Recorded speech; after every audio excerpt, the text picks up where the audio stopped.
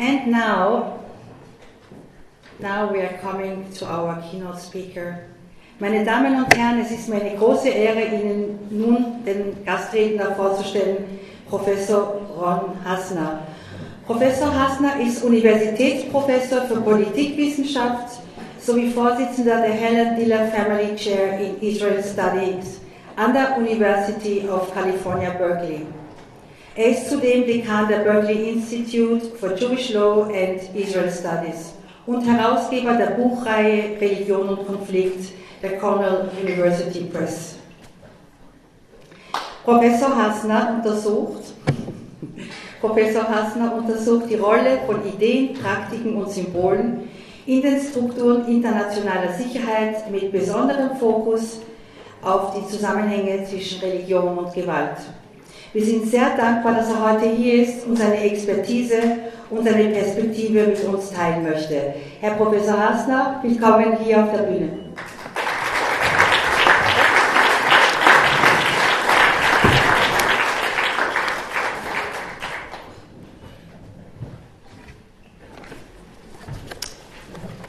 Schönen guten Abend. Es ist mir eine große Freude, heute bei euch hier als Gast zu sein. Leider muss ich bald auf Englisch umschalten, da mein Deutsch zwar gut genug ist, um beim Heurigen ein Backhändel zu bestellen und laut bei den Schrammeln mitzusingen, aber nicht gut genug ist, um die ernsten Themen zu besprechen, wie unser Thema heute Abend. Da ich von Beruf her politischer Wissenschaftler bin, lege ich Wert auf Präzision und sorgfältige Formulierung. Da habe ich schon meinen professionellen Stolz. Das kann ich leider nicht so gut auf Deutsch wie auf Englisch, but I will be sure to speak slowly and clearly. And you are welcome to ask all your questions in German. So I will try to speak briefly and leave a couple of minutes for questions, if you like. I'm here to talk about Israel and its security, and I'd like to talk about three separate issues. Slow enough? Yes? Okay. I'd like to first of all talk about the past, where we were 2-3 years ago. Then I'd like to talk about where we are now. And then I'd like to think a little about what's to come, concluding by talking about the future, the role that WIZO might play in addressing what I consider to be Israel's biggest security concern, which is its international image. And this has to do with WIZO work here in Vienna more than it has to do with WIZO work in Israel. So I'm going to try to start by striking a somewhat optimistic tone, and then you will hear me become gradually more cautious as we go. But I will strike many of the themes that the previous speakers have touched on. So where were we 2, 3, 4 years ago? We were facing threats on 3 fronts. Big threats, serious threats. I'm talking of Israel. Some of you might remember when the last time was that Israel had to face enemies on 3 fronts. Anyone? When? Yeah, 67. 67, yeah. 73 was 2 fronts. Iran in the east, dangerous, armed with nuclear weapons. Hezbollah in the north, no nuclear weapons, but a very significant, very menacing presence of the largest private military anywhere in the world, sitting on Israel's northern border. Hamas in the south, less of a significant presence, but a very strong ideological menace capable of a great degree of damage. And I'm not even talking about the danger from Qatar, the danger from Yemen, the danger from the Syrian civil war, etc. And this was a real fear of cataclysm. Iran had at the time between 1,000 and 2,000 long-range missiles. People weren't quite sure how well these missiles were going to work. Turns out they worked fine. Hezbollah, 150,000 missiles. 150,000 missiles. 50,000 terrorists or soldiers. Hamas, 30,000. Estimates of what a coordinated attack by these three forces would look like saw Israeli casualties in the hundreds of thousands. October 7 was very, very bad. But October 7 was not annihilation.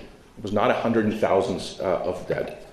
At the time, people imagined that every one of those 1,000, 2,000 Iranian missiles or 150,000 Hezbollah missiles, if even one of those took out one house in Israel, you would imagine 10% of Israel lying in rubble. What happened next, and now I'm moving towards the present, is an unparalleled military revolution. A real reversal of fortunes. Ein Handstreich. The three threats aren't just weakened, they are crippled. Crippled doesn't mean eliminated. But crippled means incapacitated. Incapacitated, at least in the medium term, maybe even in the long term, we don't know.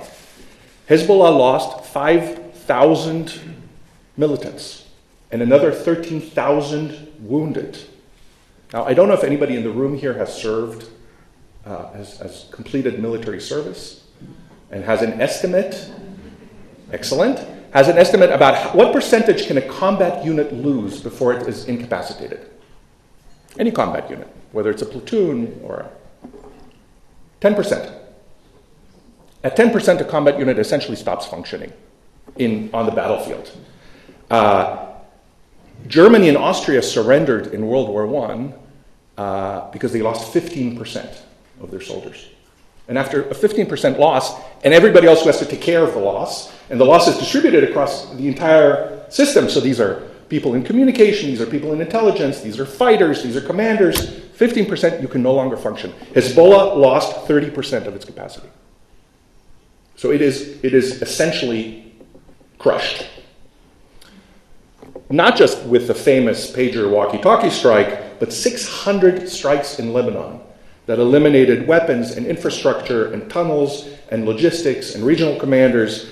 More importantly, the Lebanese government has finally woken up and finally has the capacity to take control over its own country, where it has unwittingly hosted this tremendous alien force and has started dismantling Hezbollah at such a pace that they are no longer able to destroy Hezbollah weapons.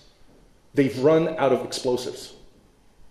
They're having a hard time dismantling the weapons. And I think no less important, Hezbollah has been revealed as weak. One day you woke up and it was gone. Doesn't mean it can't be rebuilt. Doesn't mean it's not rebuilding right now. But that's going to take a while. On the Iranian front, Iran fired 600 missiles at Israel. 90% were intercepted. An amazing effort. Not just by Israel. Not just by Israel and the United States. Not just by Israel, the United States, and European allies. But, as you read carefully between the lines, with cooperation from all the surrounding territories. Right? Iranian missiles landing in Iraq. Iranian missiles landing in Jordan. How come? Who was there to shoot them down? 30 high-ranking Iranian security chiefs and military officers, including the head of the army, the head of the Revolutionary Guard, which is the most dangerous element inside the Iranian military that essentially exports Iran's ideology overseas. At the same time, Israel assassinated 11 Iranian nuclear scientists, weakened Iranians' air defense, and then allowed a combined US-Israeli attack, unprecedented in history, unimaginable 2 years ago, utterly unimaginable, that Israel and the United States together would attack 3 separate nuclear sites with Tomahawk missiles and with the largest bombs available in the American arsenal short of nuclear weapons. For me, the question is not so much how far this has set back the Iranian nuclear program. I think it's set it back a good deal. The key is this amazing American-Israeli cooperation on the one hand, and how utterly helpless Iran was to do anything about it. To avenge itself, to threaten in some way, just stood there with their hands in their pockets and watched it happen. And then Hamas, 30,000 terrorists 2 years ago About half to 2/3 of those are dead.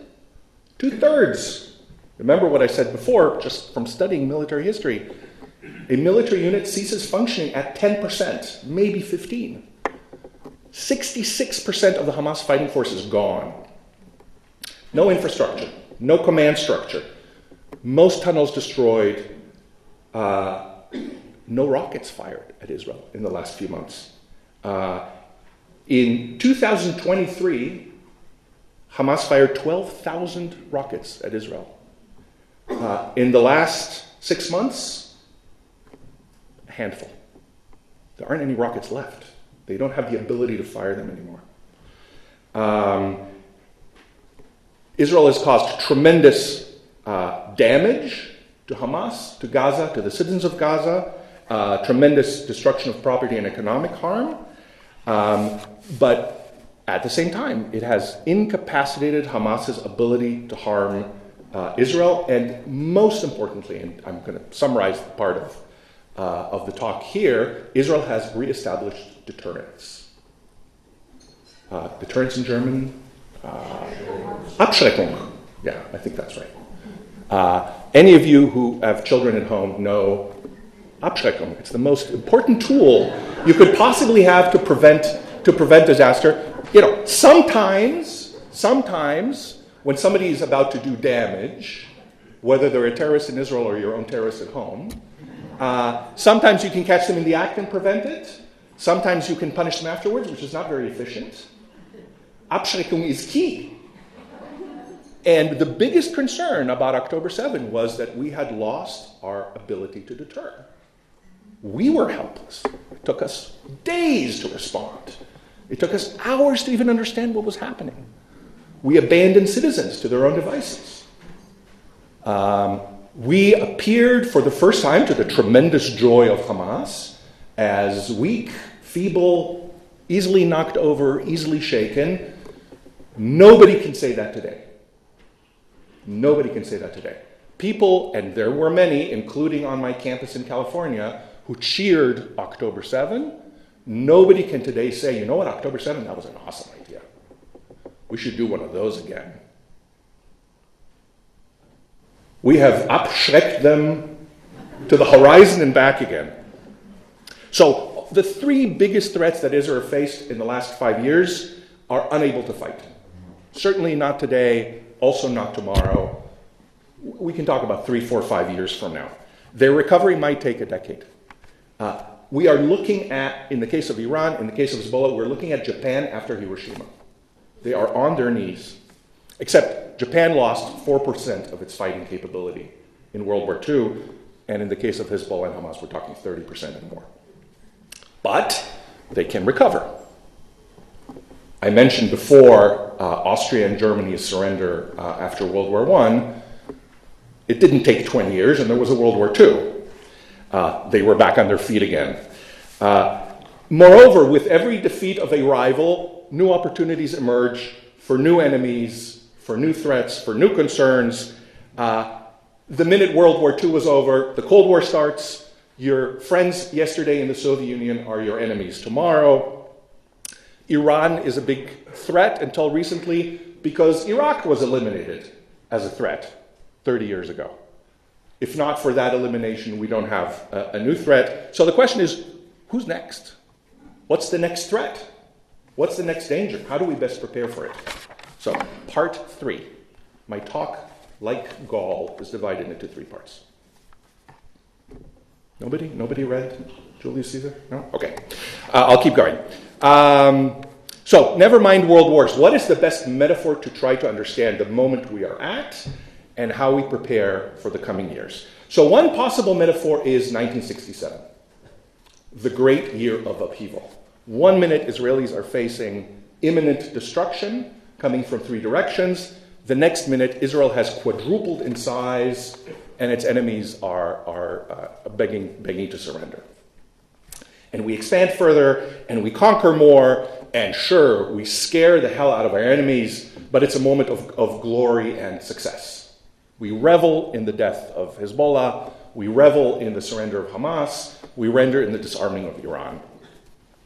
But 67 was also the year in which we lost our closest friend and ally. Who was that in 67? Not the United States. France, correct. You can speak up, it's okay. And the worst part of the 1967 metaphor is that as soon as that war ended, the next wars were on the horizon. After 67, you have the war of attrition between Israel and Egypt, and within 6 years, you have the Yom Kippur War, which is a disaster. So maybe 1967 is not the metaphor we're looking for. Maybe the metaphor is 1973. And many people have thought of the Yom Kippur War on and around October 7th. I think it was on many people's minds. A surprise attack, a devastating loss, a moment of humiliation and humility. If that's the right metaphor, then our job now is cheshbon nefesh. It's a disaster, but it leads to Israel's most important peace. Now, some will say, though not the ambassador because he's not allowed to, that if Ron hopes for peace, he is deluded because this government is not a government made for peace. And I will say, as a political scientist, you may wake up tomorrow in the morning, open the newspaper, and discover to your tremendous surprise that there's a ceremony on the White House lawn with Saudi Arabia. Maybe tomorrow, maybe next week, maybe it'll take 2 years. I don't know. I will also remind you that the peace that Israel made, the most important peace that Israel made after 1973, was not made by a dovish left-wing government of peace. Right? It was made by Menachem Begin. Not an easy negotiator. Not someone whose Zionist or right-wing credentials were easily doubted. Okay, the challenges. In the long term, we're going to have to deal with Iran's nuclear program. They will rebuild it.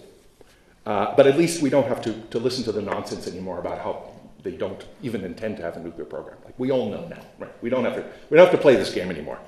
In the medium term, ensure that Hamas and Hezbollah don't rearm. In the short term, figure out what to do with Gaza so that it becomes a place where people can live again. Those are all challenges over there. I find that the most significant challenge is here in Europe and in part in Vienna. So let me conclude by talking about Israel's relationship with the West, which has deteriorated massively. You're all witnessing this. I'm sensing it in California as well. The West is turning away from Israel just as it turned away from Israel after 1967. So I'm going to be the third person to quote Golda Meir. What was our big mistake in 1967? We won. We shouldn't have won. If we hadn't won, everybody would have loved us and felt sorry for us and extended their pity. So the West prefers Israel to be weak. Jewish victory makes the great powers very, very uncomfortable. Sure, Jews should survive, but they shouldn't really thrive, and they shouldn't be very powerful.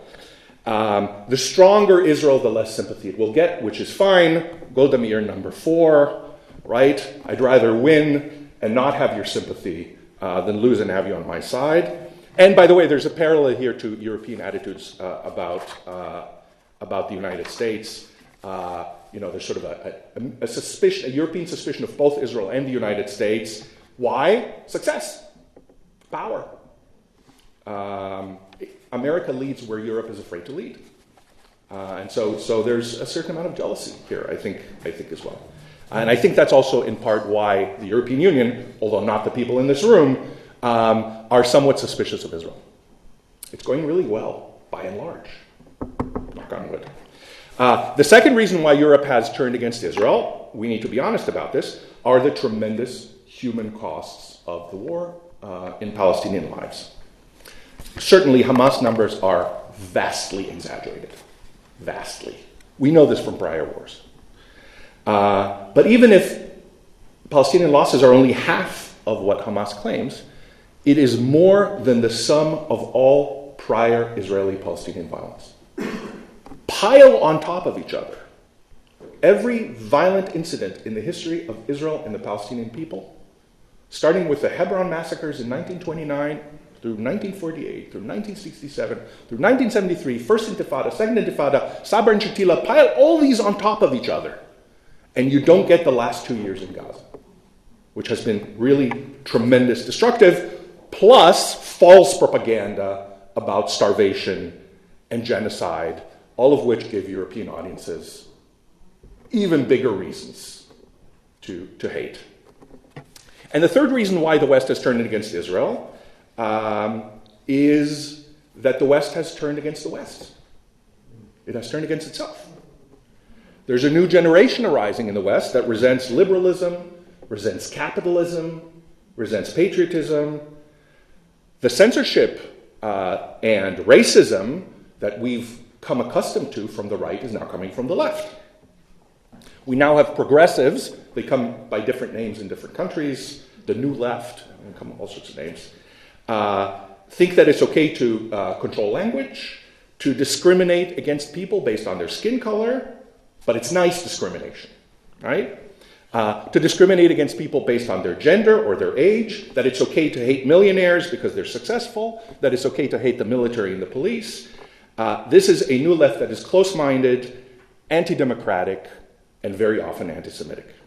It has embraced violent Palestinian activists with open arms, completely ignoring the Palestinian stance on women, on Jews, on freedom of religion, or on freedom of thought.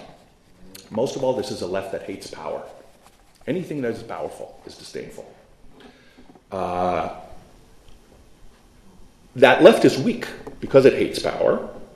Its protests are weak, its representatives are weak, and its policies are weak. And because it is weak, it empowers the right everywhere. Here in Austria, in Holland, in the United States. Surprisingly, this time, the right has sided with Israel, if only as a way to sort of ridicule and poke at the left. But also because Israel represents many of the Western ideals that the left discarded. Democracy, rule of law, equality, true diversity of religion, of gender, of race, and thought. But being embraced by these ugly friends on the right, Israel is playing with fire. If the extremist right flourishes, very bad for the Jews of Vienna. If the extremist right collapses, very bad for the Jews of Vienna. When I first proposed a topic for tonight, I suggested talking about anti-Semitism. Anti-Semitism in schools, anti-Semitism on campuses, anti-Semitism on the streets of Berkeley, on the streets of Vienna. And I was told that that topic was less interesting, less urgent than the topic of Israel's safety and defense. I disagree because I think they're the same topic. Israel's safety, you're hearing it now for the third time, is anchored in the friends and allies that Israel has outside Israel. Israel cannot survive alone. It cannot survive without you or the country you happen to be living in right now. Now, WIZO's stated goals include strengthening the bond between world Judaism and the State of Israel, and I would like to propose that that task starts here in Vienna. In fact, I'd like to suggest that you are better equipped to do this task here in Vienna than to accomplish many of the goals you're trying to accomplish 2,000 kilometers away in Israel. That task is to influence how Austria sees Israel.